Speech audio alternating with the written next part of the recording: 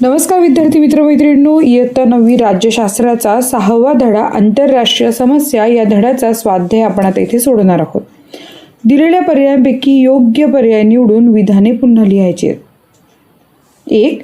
पुढीलपैकी कोणती समस्या आंतरराष्ट्रीय स्वरूपाची आहे?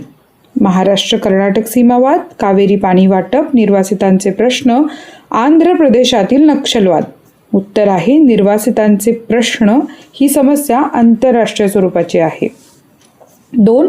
पुढीलपैकी कोणत्या हक्काचा समावेश मानवी हक्कांमध्ये होत नाही?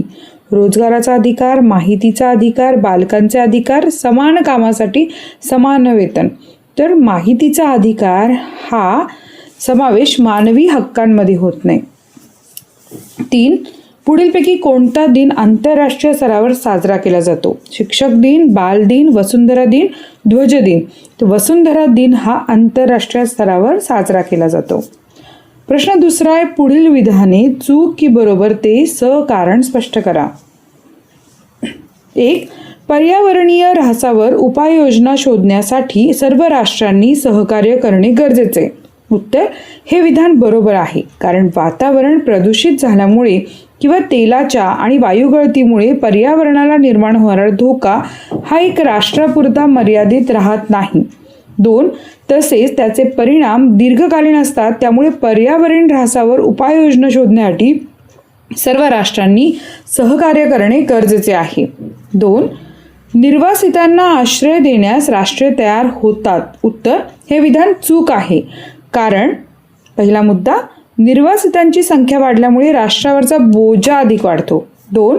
जीवनावश्यक वस्तूंची टंचाई निर्माण होते, गुन्हेगारीचे प्रमाण वाढते, महागाई वाढते.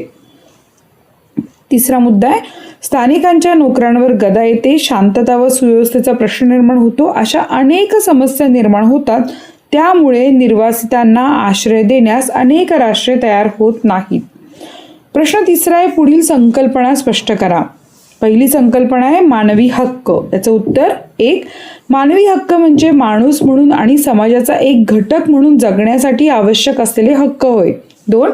अमेरिकन आणि फ्रेंच राज्यक्रांतीच्या वेळी स्वातंत्र्य, समता, बंधुता, न्याय या मानवी हक्कांचा पुरस्कार करण्यात आला होता. या हक्कांची पूर्तता करण्यासाठी लोकशाही शासन असणे गरजेचे आहे. या विचाराला बळ मिळाले.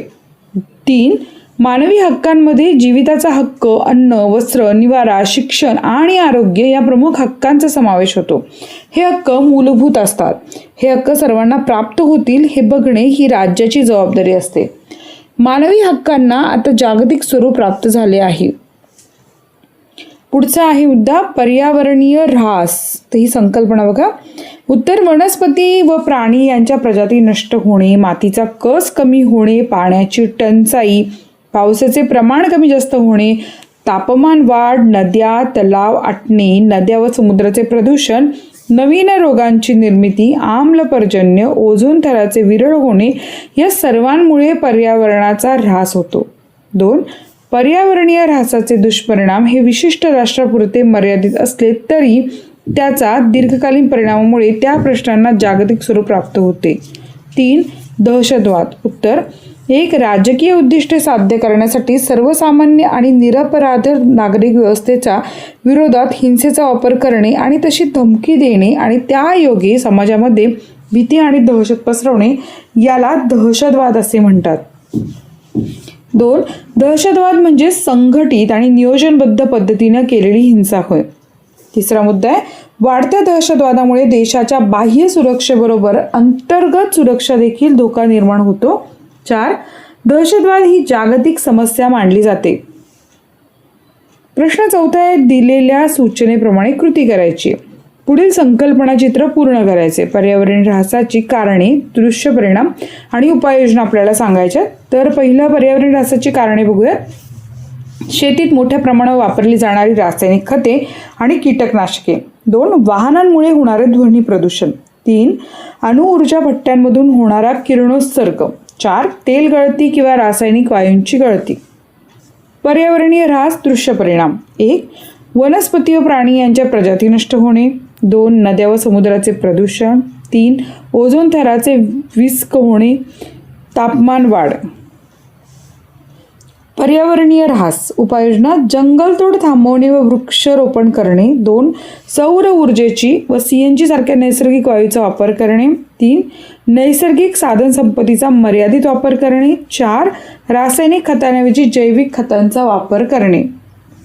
प्रश्न 5 आहे, पुढील प्रश्नांची थोडक्यात उत्तरे लिहा. 1 मानवी हक्क प्रस्थापित करण्यातील भारताची भूमिका स्पष्ट करा. उत्तर, मानवी हक्क प्रस्थापित करण्यातील भारताची भूमिका. 1 भारतीय संविधानात मानवी हक्कांना मूलभूत हक्कांचे स्थान देण्यात आले आहे. 2 भारतीय संविधानातील मूलभूत हक्कांबरोबरच दुर्बल घटक, स्त्रिया, अल्पसंख्याक यांच्या संरक्षणाची जबाबदारी शासनावर आहे. 3 1913 मध्ये मानवी हक्क संरक्षण कायदा करण्यात आला. या कायद्याअंतर्गत राष्ट्रीय मानवी हक्क आयोग व राज्य मानवी हक्क आयोग स्थापन करण्यात आले. 4 मानवी हक्कांचे उल्लंघन झाल्यास त्या संदर्भात तक्रारीची दखल घेणे आणि त्याबाबत योग्य कारवाई करणे ही मानवी हक्क आयोगाची जबाबदारी आहे. 2 प्रश्न 2 आहे, दहशतवादामुळे काय परिणाम होतात हे सांगून दहशतवादाला आळा घालण्यासाठी उपाय सुचवा. उत्तर, दहशतवादामुळे झालेले परिणाम. 1 दहशतवादामुळे समाजात अशांतता पसरते आणि विकास कार्यात खीळ बसते. 2 दहशतवादामुळे मोठ्या संख्येने जीवितहानी व वित्तहानी होते. 3 दहशतवादामुळे अनेक सामाजिक व नैतिक समस्या निर्माण होतात. 4 दहशतवादामुळे जातीवाद व प्रदेशवाद, भाषावाद, जमातवाद यांसारख्या समस्या बळावतात. दहशतवादामुळे सर्व प्रकारच्या गुन्हेगारीत वाढ होते. प्रामुख्याने लहान मुले व तरुण पिढीचे योग्य सामाजिकीकरण न झाल्यामुळे ते असामाजिक कृत्यांकडे आकृष्ट होतात. 6 देशाची जास्तीत जास्त शक्ती दहशतवादी कारवायात खर्च होत असल्यामुळे नवीन उद्योग, नवीन विकास योजना व आर्थिक विकासाकडे पुरेसे लक्ष देता येत नाही. देशाच्या सर्वांगीण विकासाच्या मार्गात अडथळे निर्माण होतात.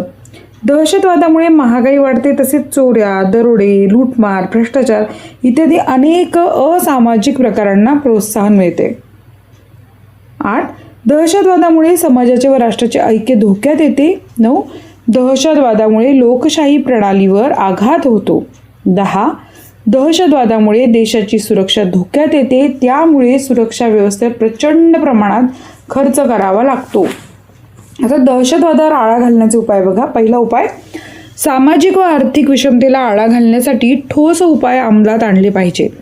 त्यासाठी घटनात्मक तरतुदींची अंमलबजावणी अत्यंत प्रामाणिकपणे झाली पाहिजे. 2 दहशतवादाची कारणे शोधून ती समूळ नष्ट करण्यासाठी सामाजिक व शासकीय स्तरावर आंदोलनं केली पाहिजेत. 3 दहशतवाद्यांना कठोर शिक्षा मिळेल अशी कायदेशीर व न्यायिक प्रक्रिया केली जावी. 4था मुद्दा आहे, प्रत्येक देशाच्या सीमाबाहेरचा दहशतवाद रोखण्यासाठी सीमेवरील सुरक्षा व्यवस्था अधिक कडक व कार्यक्षम केली जावी. 5 विविध प्रसार माध्यमांच्या सहाय्याने दहशतवाद विरोधी प्रचार अभियान राबवले पाहिजे. 6 दहशतवाद विरोधी मानसिकता निर्माण करण्याच्या दृष्टीने शिक्षण व्यवस्थेत आमूलाग्र बदल घडवून आणावे. 7 भाषिक व प्रादेशिक समस्या सोडवण्यासाठी तातडीनं उपाय केले पाहिजेत. देशाची एकता व अखंडता यांना बाधा येईल अशा कृत्यांना खंबीरपणे आळा घातला जावा. 9 गरिबी व बेकारीचा प्रश्न सोडवण्यासाठी व्यापक प्रमाणावर प्रयत्न केले जावेत, तसेच रोजगार निर्माण केला जावा. 9 प्रशासकीय यंत्रणेत सुधारणा करून भ्रष्टाचारमुक्त अशी निपक्षपाती प्रशासन यंत्रणा निर्माण करावी. उपक्रम आहे. 1 राज्य बाल हक्क आयोगाची माहिती शिक्षकांच्या मदतीने मिळवा. 2 चीनमधील चिमणी मारो आंदोलन आणि भारतातील चिपको आंदोलन यांची माहिती मिळवा. 3 मोठ्या धरणामुळे समस्या निर्माण होतात का, तुमचे मत लिहा. 4 शाळेत साजरा झालेला वसुंधरा दिनाचा अहवाल लिहा. मित्रांनो, यापैकी कोणत्याही उपक्रमाची जर तुम्हाला मदत हवी असेल तर कमेंट करून सांगा, त्याप्रमाणे आम्ही तुम्हाला तो उपक्रम नक्कीच व्हिडिओच्या रूपाने देऊ. व्हिडिओ आवडल्यास लाईक करा, चॅनलला सबस्क्राईब करा. भेटूयात पुढच्या व्हिडिओमध्ये आणि तुमच्या कमेंट्स आणि तुमचे लाईक आम्हाला खूप जास्त प्रेरणा देतात, त्यामुळे भरभरून कमेंट्स करा. धन्यवाद.